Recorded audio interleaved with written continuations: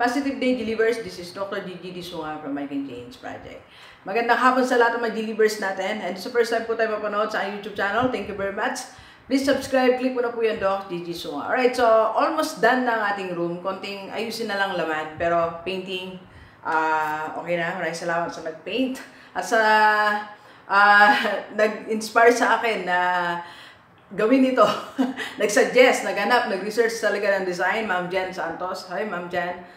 Thank you very much. Hindi talaga ako tinigilan ni Ma'am Jen. Kailangan mabagong room.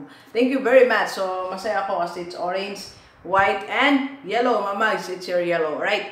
And Wednesday ngayon, nakuha na rin natin ang license natin. So, maraming salamat sa pagpila natin sa LTO. License plus denture and okay naman. So, ngayon, it's time to vlog bago tayo mag-ayos ng ating room. At mamaya, nasa Mike's Fitness tayo. Medyo hindi pa tayo kasi kakalagay ng denture natin. Mike's Fitness sa Orani. Okay. Hi, Sir Mike. So, mag-start tayo ng one-on-one. Ako na may magpapa-coach. So, ating health. So, ano siya, gym instructor, one-on-one kami mamaya 5:30 ni Sir. Hey, Sir, see you. Okay, so 7 ways to earn money. And ito yung ginawa ko rin. Okay, so ito din yung nakapagpabago ng buhay ko. These 7 ways, 7 things, okay, na ginawa ko to change my finances. Na alam ko kayang-kaya mo rin itong gawin, okay? So if you want to start changing your financial life, to increase your finances, I think it's time to do different things, okay? Sabi ko nga sa inyo, like kung sinishare na, when I started looking for another source of income, dun lang talaga na bagong buhay ko. Doon lang na nagpa-repaint to, nagka-kotse tayo, nagkaroon tayo ng iba-ibang properties, investment. So, okay. So, walo pala, naalala ko yung investment. so, ibig sabihin po, when you started doing different things sa buhay natin, dun na babago yung buhay na. Dun na babago, especially finances natin, okay? So, 7 ways to earn money. 8 na ngayon, naalala ko yung isa eh. Alright? Okay, number 1 is of course my salary. Okay? So, very easy. Be employed then, you'll get paid. Okay? So, sa lahat ng mga nagtatrabaho, nasa number 1 pa lang kayo. Na minsan, you try to settle. Or nagsisettle na tayo dyan sa, okay na ako dito, may sweldo na ako, 30,000, 40,000, 50,000. So, sabi ko nga, the danger of belonging to the middle class. Middle class kasi may fixed ang income, di ba? So, ang danger natin dyan, we tend to be satisfied. So, we tend to, to be happy to settle with what we have. And we forget na meron pa palang ibang opportunity outside that we don't recognize. Kasi nga, nasihan ka na dyan sa akala mo yan na pera mo talaga, magiging pera mo, di ba? Ako mahanga ako kahapon, I had a coaching. Kinoach ko si Albert. Ay, Albert, he's earning a month, 24 years old siya, 40,000. Pero sabi niya, Doc, alam ko hindi pa ito yung pwede kong kitain. Alam ko, I can earn more. So, gusto niya mag-explore online business. And gusto niya magkaroon ng YouTube channel and other platforms. So, nag-coaching kami kagabi. Hi, Albert. So, God bless you sa iyong adikain sa buhay. Okay? Alright, so, yan yung salary. Salary is not yet your final money. Okay? So, isa lang yan. Imagine 8. Isa. And remember, sabi nga natin, di ba? Paulit-ulit ko sinasabi, self-made millionaire has at least 7 sources of income. Kung isa lang, ang layo natin, di ba? So, number 1, na meron ka na ngayon, don't stop there. Okay? Number 2, I'm using my skill or use your skill as a speaker. So, I'm earning extra money. Siguro, ang target ko is at least 2 to 3 speaking engagement a month. So, if they are paying me 10 to 15,000 or sometimes 20,000. So, let's say an average of 30 to 40,000 a month. Okay? Just one skill that I'm using. That is my speaking skill. So, I'm conducting seminar to different companies, to different schools, di ba? So, different municipalities, trainings, and seminars. So, yan yung isa sa mga nagsimula na makapagpabago sa buhay natin, na kinuha tayo ng mga big universities, hindi lang dito sa Bataan, kundi sa Region 3, di ba? Laguna, Nueva Ecija. So, even big private companies like San Miguel Corporation. So, yung mga nagtiwala sa atin, okay? So, if you have speaking skill na alam mo kaya mong mag-speak or other skill na pwede mong gawin, go, you just have to launch it. Launch mo lang yan. Launch lang ng launch, di ba? Start lang na start. Sabi nga nung isa kong teacher, sabi niya, go lang ng go, Doc. Di ba? Ang ganda ng attitude. Sabi niya, go lang po ako ng go, di ba? So, lahat ng kaya niya gawin, do it, di ba? So, yung skill na meron ka, try to do it. Try to, sabi ko nga, it's not discover, it's not list down, it's explode. Explode your skill, okay? Anong skill meron ka? Yan ang makapagpapayaman sa'yo.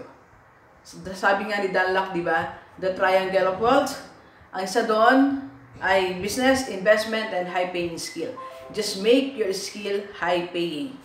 Okay? Make that skill high-paying. I-package mo yan, that will answer the needs of the community. Di ba? So parang nung nag-seminar po ako, may need kasi talaga sa mga school, sa mga companies because they have budget. So they are really looking for a speaker that can fit doon sa needs na topic na gusto nila. So, what I did, I research ano yung topics na may budget. So, inaral ko yon. So, ayun yung in-announce natin, minarket natin. Alright? So, skill, you can use your skill to earn additional money. And that's what I did. I became a speaker. And the third source of my how do I earn money is as a wealth coach. It's also a skill, but it's more on serving people. Try to see how you can serve people, how you can help people, and eventually, you can earn money. My coaching career is unexpected actually. Though matagal ko nang nilalagay, may poster ako 2 years ago, nakaganon ako, career coach, pero wala namang nagpapa-coach. That time, because I'm not just serving people then. So gusto ko kagad maging coach ako, wala pa naman ako natutulungan. So may prerequisite pala, because coaching is helping people.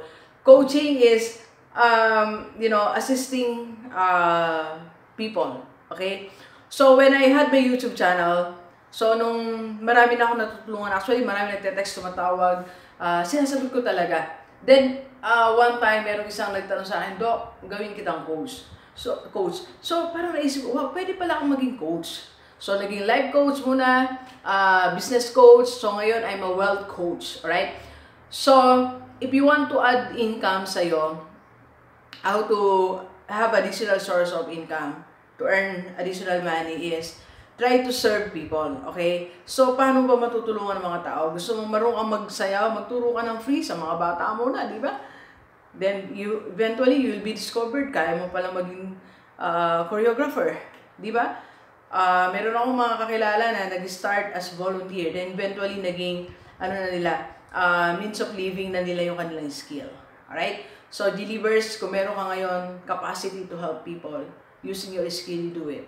Then, eventually, okay, yung pera lalapit na sa'yo. Ngayon, nagkakagulo na yung mga nagpapakoach sa akin, di ba?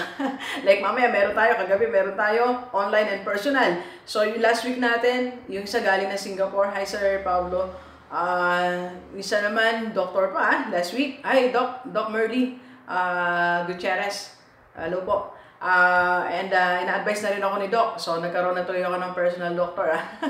Salamat sa health advice, Doc. Okay? Salamat. Marami na rin tayo mga kaibigan na mga nagpapakoach sa ating mga professional engineer. Si Engineer Gemma. Hi, Gemma. Engineer Gemma, last Sunday, pating kapatid niya, anak ng OFW yan, nagpa-coach na rin sa atin. So, it's more on serving people. Then, eventually, pipila na sa yung mga tao to get your services.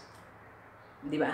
And even my speaking career, I started, libre lang muna, di ba? Tapos bayad lang, buko, papaya.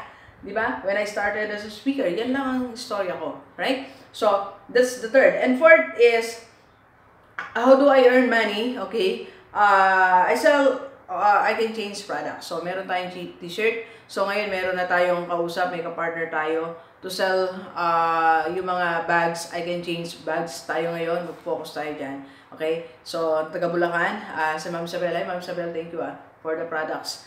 So, you sell products. So, I'm selling, I can change products. Ikaw, you can also sell something. Try to sell something. Kahit ano. Ngayon, nakababasa ko kakapanood ko kay Tay Lopez.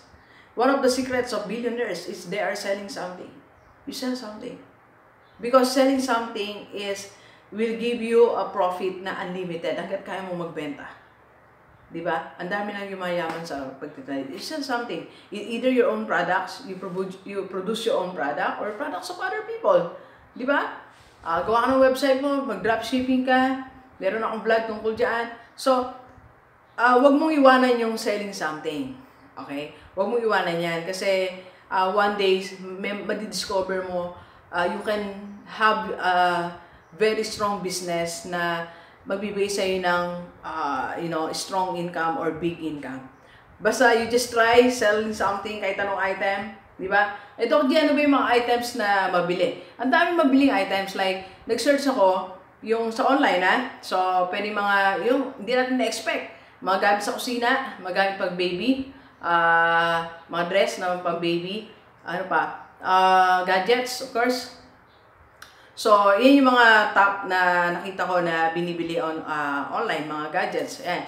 So, mga t-shirt. Ayan, lalo na yung mga t-shirt kasi madali. Ang daling suot yan di ba? So, ang dali ring i-dispose, ang dali ring ibenta. So, you have to sell something to increase your income, right? And number 4 is, tama ba ako? Number 4, okay? Of course, my YouTube channel is giving me a lot of money. Nagpapasalamat sa lahat ng nanonood na hindi nyo ni-skip ang ads. So, may mga ads po dyan. So, si Google, binabayaran niya ako monthly and more than $1,000 ang binabayad sa atin. Kaya nagpapasalamat tayo kasi binigyan tayo ng steady source of income na pag nag-retire tayo, pwede na tayo maupo sa terrace at magkape. Yun yung sinasabi ko sa mga delivers natin. If you want to retire, bago ka mag-retire, make sure maka-establish ka ng isang source of income na patuloy na nagbibigay sa iyo ng pera, kahit wala ka nang ginagawa. It's a semi-passive income. Okay? So, like my YouTube, nag-upload ako ngayon, kahit na nasa bakasyon ako, kumikita siya. Every time na may nanonood. Like when I went to Palawan with my friend. So, nagbakasyon tayo sa Vigan, hindi ko na tayo nakapag-upload. Pero daily, may binibigay na dollar si YouTube. Alright? So, start establishing that. So, pwede ka rin magkaroon ng YouTube channel, di ba? Pwede ka rin magkaroon ng website. Anything na alam mo magbibigay sa iyo ng steady source of income. Alright? And number 6. Okay, 1, 2, 3, 4, 5. Number 6 na pala tayo. Number 6. Yan, so, I'm a high ticket closer. Ginamit ko yung term ni Dan Lok. Di ba? Hi Dan Lok. Ginamit ko yung term niya, be a high ticket closer. So, that means you are closing deals. You are closing deals with the different companies. You are promoting or advertising or selling products of other people. And that's what I'm doing. I'm advertising my YouTube, then kino-coach ko, then nag-meeting kami. So, I advertise different products. Marami na tayong products na ina-advertise. Nag-start po tayo sa food cart sa Franchise Philippines. Hello, Franchise Philippines. Nagkaroon na rin tayo ng unified products and services. MJ7, Front Row, JCI Wellness, ano po yung mga products natin, mga overruns, services like mga investment, forex, and other products, Sun Life. So, yan yung mga ina-advertise natin na nakipag-usap sa ating mga CEO. Alright? So, I'm a high-ticket closer. So, I'm actually dalawa. I'm introducing the products or the services, the company. Then, sometimes I also close the deals. Alright? So, though in some companies, may taga-close sila. So, in any way, so they are giving me commission. So, that's how I earn money. Alright? So, kaya yan din po yung mga ini-endorse natin. Hindi lang because we're earning money from it, but napatunayan din natin that they are okay. So, I checked their permit. Alam niyo po, ang dami po nagpapa-vlog sa atin, pero yung isa, naipag-away, pero ayaw ko siya i-vlog kasi hindi ko po siya kilala and nagsiservice siya ng sa iba-ibang bahay. So, wala pa kasi ako. Gusto ko kasi ang business niyo po ay legit. Okay? May permit, may track record na at least 2 to 3 years. So, kung okay, start pa lang kasi kailangan may track record. I'm sorry for that, ni-screen natin. Kasi nga po, baka mamaya yung mga delivers natin nagtitiwala sa atin. Ayoko naman sila mapahamak, okay? Pero, given the time na you have proven na magandang track record ng company mo, I will advertise. Like, ano pa pala? Avida Towers, may Ayala Land. Hello, sir. Sir JM. So, yan. So, marami na tayong ina-advertise. And I'm a high-ticket closer, right? And number 7, 7, okay.